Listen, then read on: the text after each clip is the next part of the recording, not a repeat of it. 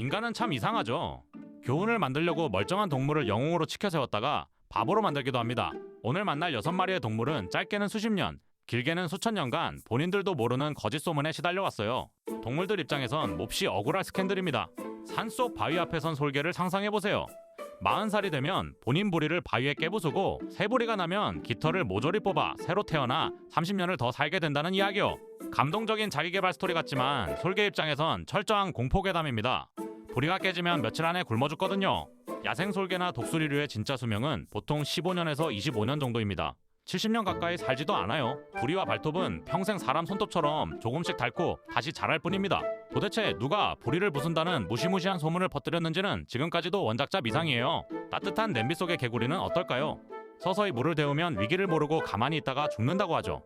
변화에 둔감한 이들을 꾸짖는 비유로 자주 쓰입니다. 하지만 멀쩡한 개구리는 바보가 아닙니다. 온도가 25도쯤 도달하면 살기 위해 미친듯이 냄비 밖으로 튀어나와요. 이 끔찍한 오해는 1869년 독일 생리학자 프리드리히 골츠의 실험에서 비롯됐습니다. 그는 개의치 않고 영혼의 위치를 찾겠다며 개구리의 뇌를 제거했어요. 뇌가 없으니 서서히 끓여도 죽을 수밖에요. 결국 인간은 뇌 없는 개구리의 비극적 실험 결과만 뚝 떼어내 150년 넘게 비유로 써먹은 겁니다.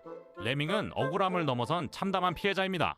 개체수가 늘어나면 떼를 지어 절벽에서 바다로 뛰어내린다며 집단 자살의 대명사가 되었죠. 군중 심리를 비판할 때 늘 불려 나옵니다. 하지만 레밍은 자연 상태에서 절대 그런 행동을 하지 않아요. 이 집단 투신 소문의 출처는 1958년 디즈니의 다큐멘터리 화이트 윌더니스 한 편이었습니다. 1982년 캐나다 방송 CBC의 조사 결과 그 충격적인 장면은 연출이었어요. 촬영 스태프들이 수십 마리의 레밍을 회전판에 올려놓고 강제로 절벽 밖으로 던진 거였죠. 우리는 70년이나 몰랐습니다. 타조는 위험이 닥치면 모래에 머리를 쳐박고 안 보이는 척하는 바보 겁쟁이로 불립니다. 키가 무려 2.5m에 이르고 타자도 걷어차는 힘을 가졌으며 시속 70km로 달릴 수 있는 새가 굳이 머리를 묶고 숨을 이유가 어디 있겠어요?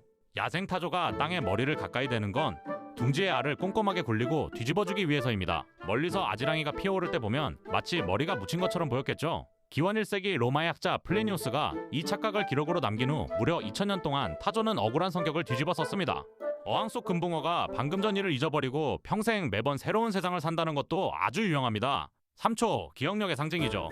만약 정말 그렇다면 어항 속 생활이 꽤 스펙터클하겠지만 실제 금붕어의 기억력은 적어도 3개월을 유유히 넘어갑니다. 2008년 호주의 15살 학생 로리 스토크스가 재미있는 실험을 했어요. 빨간 레고 블록 주변에서만 금붕어에게 먹이를 줬습니다. 3주 뒤 금붕어들은 먹이가 떨어지기도 전에 블록 근처로 모여들었죠. 블록을 빼고 6일이나 지난 뒤 다시 블록을 넣었을 때도 녀석들은 정확히 4.4초 만에 블록으로 집합했습니다. 마지막은 올빼미입니다. 머리가 빙글빙글 360도로 한 바퀴 완전히 돌아가는 기괴한 능력자로 각종 매체에 등장하죠. 사람들은 올빼미가 초자연적인 신체 구조를 가졌다고 믿습니다. 하지만 올빼미가 고개를 돌릴 수 있는 최대 각도는 약 270도 정도예요. 이들이 유독 고개를 많이 돌리는 이유는 눈동자가 사람처럼 눈구멍 안에서 좌우로 움직이지 않게 고정되어 있기 때문입니다. 옆을 보거나 뒤를 보려면 어쩔 수 없이 머리 전체를 많이 꺾어야 해요. 본인의 등 뒤 일부를 볼 수 있는 건 맞지만 헬리콥터처럼 한 바퀴를 완전히 돌리는 건 불가능합니다. 학계는 오래전부터 이런 이야기들이 사실이 아니라고 밝혔습니다. 하지만 동물들은 계속해서 인간을 위한 비유의 도구로 써먹혀야 했어요. 돌파구의 상징으로, 안일함의 경고로, 선동의 희생양으로 말이죠. 평범한 생태보다는 인간이 듣고 싶은 교훈적인 가짜 스토리가 훨씬 매력적이었거든요. 진짜 솔개는 25년을 살고, 진짜 개구리는 위험할 때 뛰쳐나오고, 진짜 레밍은 본인 무리를 따라 이동만 하고, 진짜 타조는 알을 굴리고, 진짜 금붕어는 석 달을 기억하고, 진짜 올빼미는 본인 등 뒤를 봅니다. 이들의 생태는 거짓 없이도 자연스럽고 신기합니다. 이제 억지스러운 인간의 각색은 걷어들여도 좋지 않을까요?